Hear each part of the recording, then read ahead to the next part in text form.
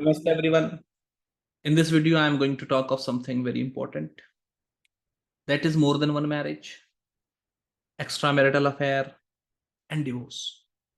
How to check that through horoscope. So first of all, coming to more than one marriage. As you may have learned through my previous video that when the seventh lord is exalted, debilitated, retrograde, or in its own sign, it goes into multiplication.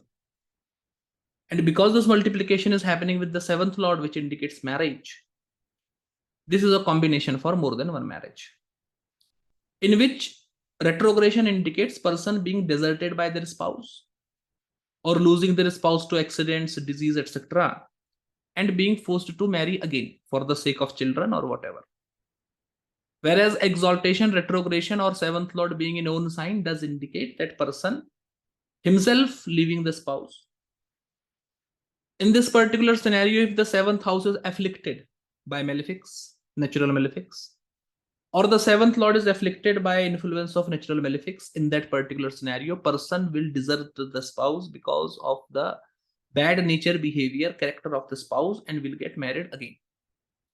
In that particular scenario where the seventh house and seventh lord is not getting influenced by any planet or getting influenced by benefic planets, while the seventh lord is exalted, retrograde, or in own sign, then the person, because of generating affection to someone else, because of liking someone else, etc., will desert their spouse, will leave their spouse, and will go on to marry again.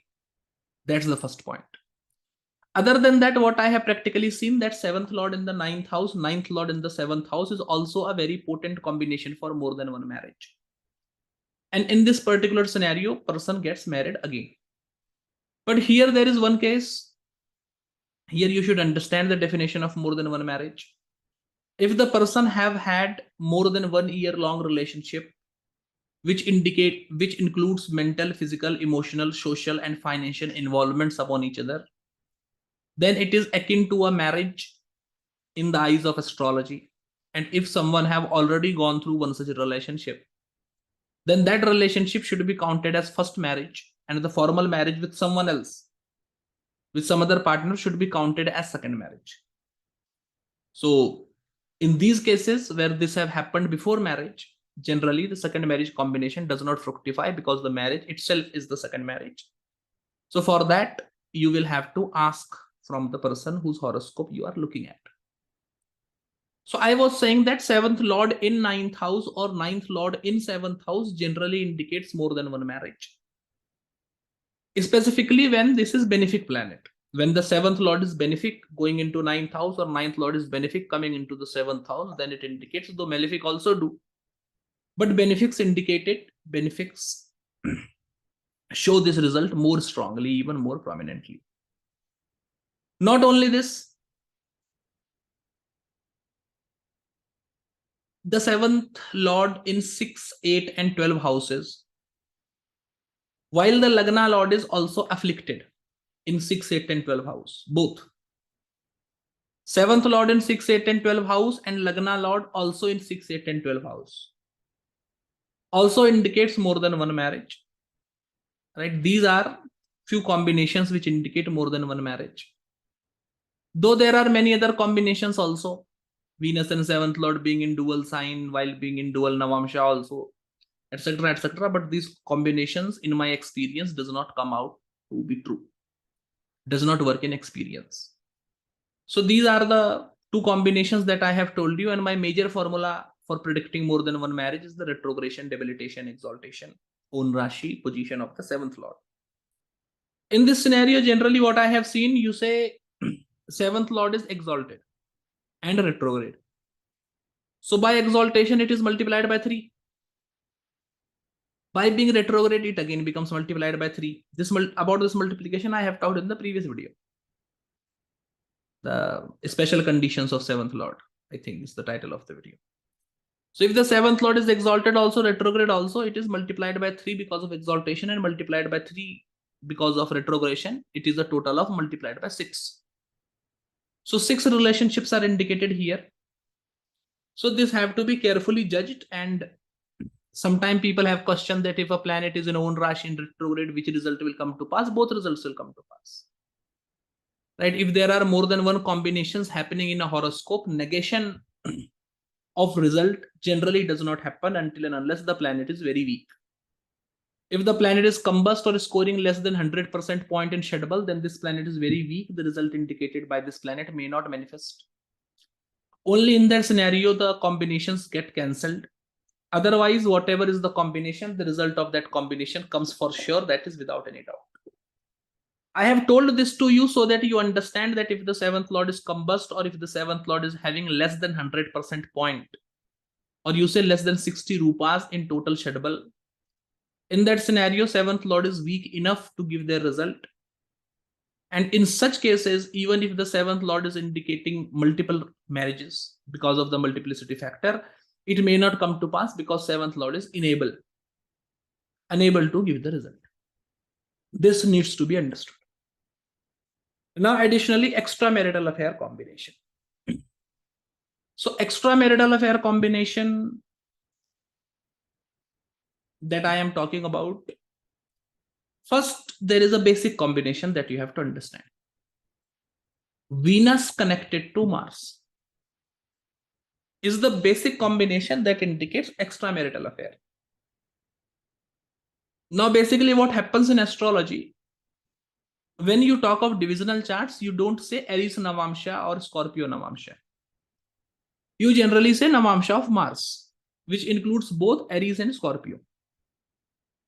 Basic point is dual connection between Mars and Venus. You say if Mars is conjoined with Venus, Mars is aspecting Venus, this is a singular connection. This does not count. Dual connection means what? Venus in the sign of Mars aspected by Mars, 2 connection. Venus in the sign of Mars conjoined by Mars, 2 connection. So dual connection between Venus and Mars. Mars in the sign of Venus while aspecting Venus. Mars in the sign of Venus while conjoined with Venus is a dual connection between Mars and Venus. This will indicate extramarital affair. Now come to Navamsha chart. D1 ascendant being Aries or Scorpio, Navamsha ascendant being Libra or Taurus. Or D1 ascendant being Libra or Taurus, Navamsha ascendant being Scorpio or Aries will indicate extramarital affair. Venus in the Navamsha of Mars, Aries or Scorpio, while being aspected or conjoined by Mars. This aspect or conjunction can happen in Rashi chart or Navamsha chart, will indicate more than one marriage. Mars in the Navamsha of Venus, while aspecting or conjoining Venus, this aspect or conjunction can happen in D1 chart or D9 chart anywhere, will also indicate extramarital affair. Not only this, an exchange between Mars and Venus, either in the Rashi chart or specifically in the Navamsha chart, will also indicate extramarital affair. Moon and Venus conjoined in Scorpio, Aries, Taurus or Libra in Navamsha chart, or Moon and Mercury conjoined in Scorpio Rashi in Navamsha chart, generally indicates extramarital affair. I should not say extramarital affair, I should say loose characters and morals. It indicates so that the person can go to any extent in these areas, extramarital, etc. Now, when you talk of marriage, ethics, and morals, D30, also known as Trimshamsha, becomes very important. So, secrets of Trimshamsha you will have to understand. Now, the combination that you have understood up to this extent, the Rashi Navamsha combination between Venus and Mars, just replace the Navamsha to Trimshamsha, D30 in this case. So, Venus in own Rashi going into the D30 of Mars, Aries Scorpio, or Venus in the Rashi of Mars and going into his own Trimshamsha, Libra or Taurus in D30 will indicate extramarital affair. Not only this, Venus in Trimshamsha of Venus in D30 of Mars, while being aspected or conjoined by Mars, this aspect or conjunction can happen in D1 or D30, will indicate more than one marriage, more than one relationship alongside marriage, extramarital affair. Mars in the D30 of Venus, while aspecting Venus or being conjoined by Venus, this aspect or conjunction either happening in D30 chart or D1 chart will also indicate having extramarital affair. Not only this, in this combination, moon is also included. So moon in the Rashi of Mars and D30 of Venus, or moon being in the Rashi of Venus and D30 of Mars will also indicate extramarital affair. Right? These are few of the combinations that indicate extramarital affair for sure. But extramarital affair is something critical, which should be seen by those who have quite some experience in analyzing horoscopes. And as I have told you earlier, while predicting this, the combinations of when a planet becomes ineffective, when a result gets cancelled, etc., you have to be aware about it.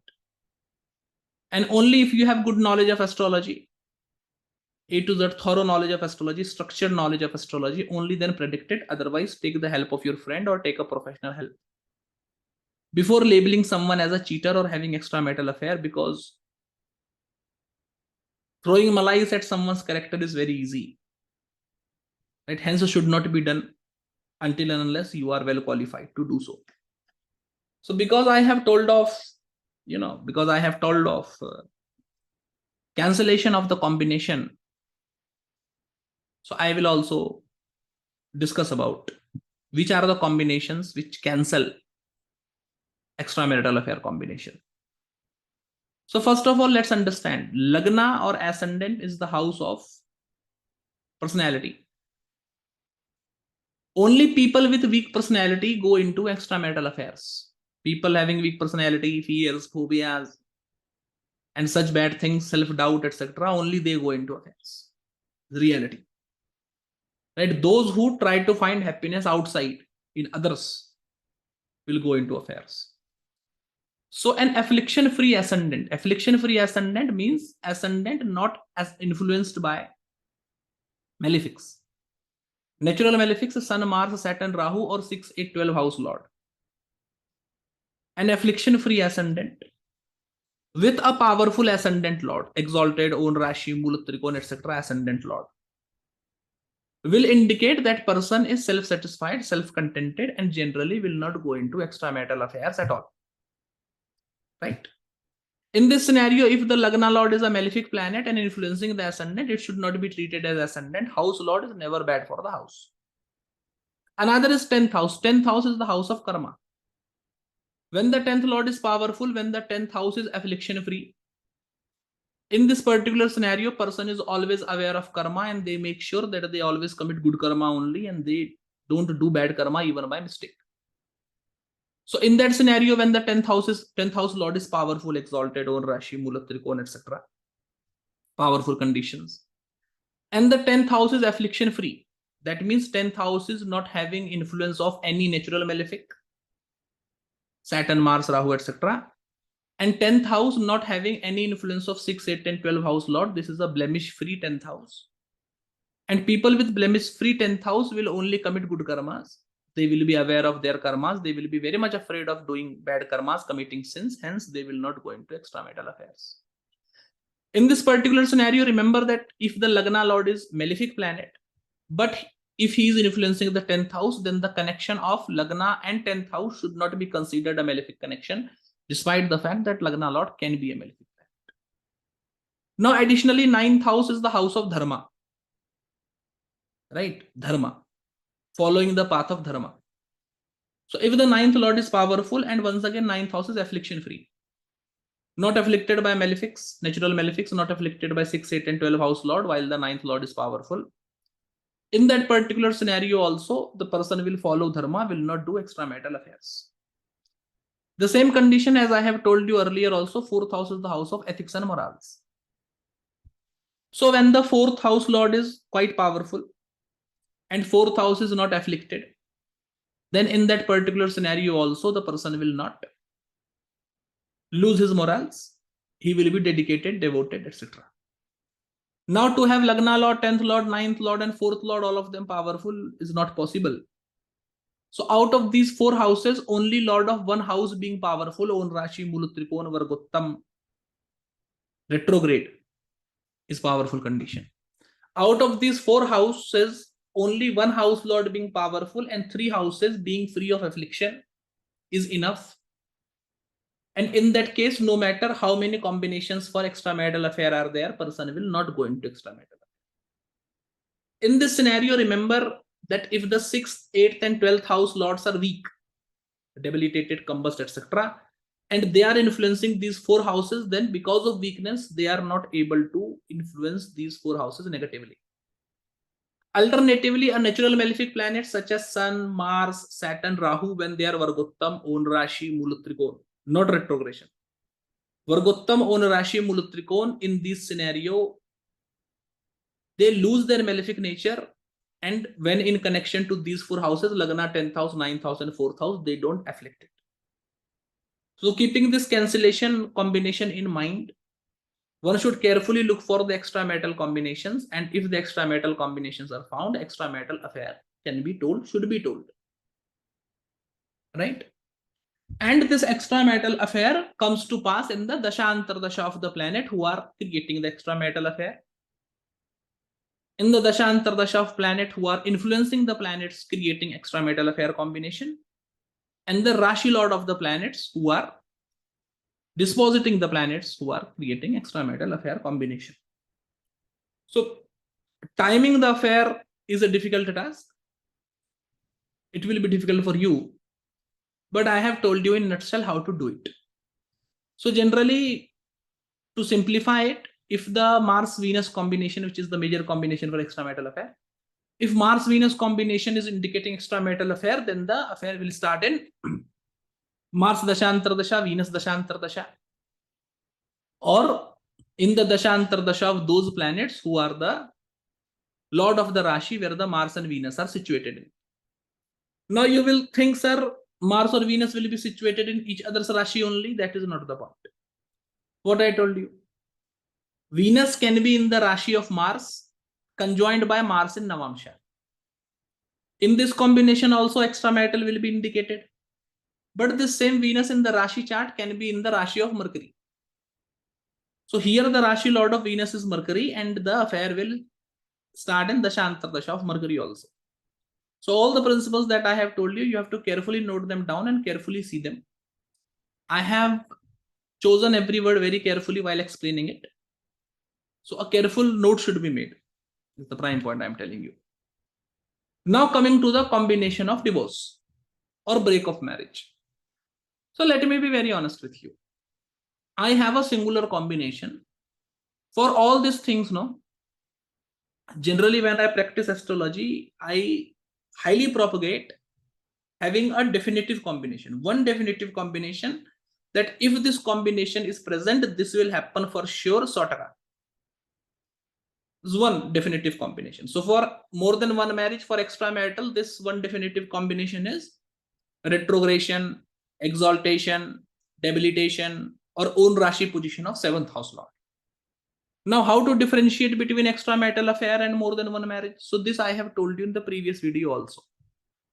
That if the 7th lord is getting an multiplication factor, retrogression, exaltation, own sign, debilitation. 7th lord is going into these conditions that indicate multiplication factor and the divorce is indicated. Then it will be more than one marriage. If the divorce is not indicated, then it will be having concubines. That means we will be having extramarital affair. So this is my prime combination. Now what is the combination for divorce? The house for divorce is 8th house in the case of female horoscope. 2nd house in the case of male horoscope. What you have to do, you have to take 8th house lord and 2nd house lord. What I am telling you, house lord. This is maximum confusion. Sir, Saturn is situated in 8th house. Saturn is in this Navamsha. Arey bhai, not Saturn. 8th lord of the Rashi. So for female horoscope, lord of the 8th house. For male horoscope, lord of the 2nd house. You should check in Navamsha.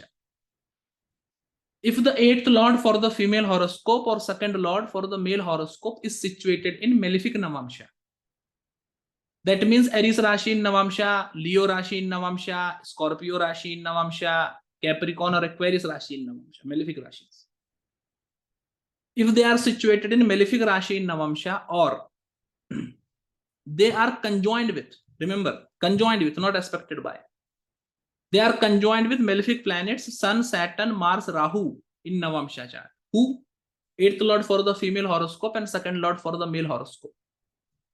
Where you have to see it in the Navamsha chart. Then it is a definite divorce combination. Divorce will happen for sure. No one can stop this divorce.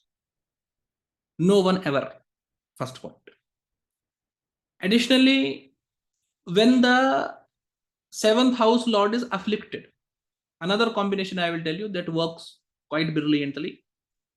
7th house lord should be afflicted. So first what I'm telling you, affliction of 7th house lord. Affliction will happen when the 7th house lord is connected with 6, 8 and 12 house lord, or 7th house lord is connected with malefics Mars, Rahu, Saturn, Sun. So 7th lord should be afflicted, and Saturn connected to the 7th house. Saturn is the karaka for misery. Or Rahu connected to the 7th house, who is the karaka for cheating. 7th lord afflicted, Rahu or Saturn connected to the 7th house will indicate divorce for sure. Right? So the spouse deserting you after giving you misery, or spouse deserting you because they have cheated you in marriage, or because their prime intention was to cheat you only. In this, once again, also remember, if the natural malefic goes into their own sign, or if they are Vargottam, then they lose their malefic nature. So Rahu in the 7th house, Rahu aspecting 7th house in this combination where the 7th lord is also afflicted, if this Rahu is Vargottam. Or Saturn influencing the 7th house in this combination where the 7th lord is also afflicted, but Saturn of Aquarius, Saturn of Capricorn, Saturn which is Vargottam influencing the 7th house will not cause the divorce. Right? So a critical judgment should be done. And these are the combinations which tells me that divorce is for sure. There is no two thought about it. So this have to be critically seen, though I can tell you 50, 60 combinations for it, but I have told you only those combinations which work. What you will do by remembering 50, 60 combinations, only 2 works in real life practice, others don't. There is also one more point I should tell you. See, you have an ascendant. There is a lord of ascendant. If your spouse is born in a Rashi where your lord of ascendant gets debilitated, then this marriage will break for sure. There's no two thought about it. So you are born in Aquarius ascendant, you say, or Capricorn ascendant. Your Lagna lord is Saturn, it will get debilitated in Aries. If you get married to a partner born in Aries ascendant, then in that particular scenario, no one can save this marriage. It will break for sure. If there is a divorce combination, it will be a divorce. If there is no divorce combination, it will be a separation. If the 7th house is very good, in that scenario, slowly the relationship will die, and the husband and wife will be only living a life of compromise, only as friends, being eternally angry to each other into a cold war. Right? So this is the setup where no remedy, nothing can save you if the Lagna lord of your horoscope is getting debilitated in the ascendant of the partner. So while doing a matchmaking, this should be kept into consideration if you want to make sure that misery do not befall on the couple. Also, you see, you can do the same with the moon sign lord also. So say your moon is situated into Gemini. So moon sign lord becomes Mercury. Now this Mercury gets debilitated into Pisces. If you get married to someone who have their moon in Pisces, so basically partner having moon in that Rashi where your moon sign lord gets debilitated, then no one can save your marriage, is my guarantee. There will be divorce, there will be separation, or that relationship will die. Anything of this will happen, but this will not be saved at all. So these things should be kept in mind while doing matchmaking. to save yourself from the disasters of marriage, to choose a right partner with whom you can live happily. Thank you for watching the video. We'll meet in the next video.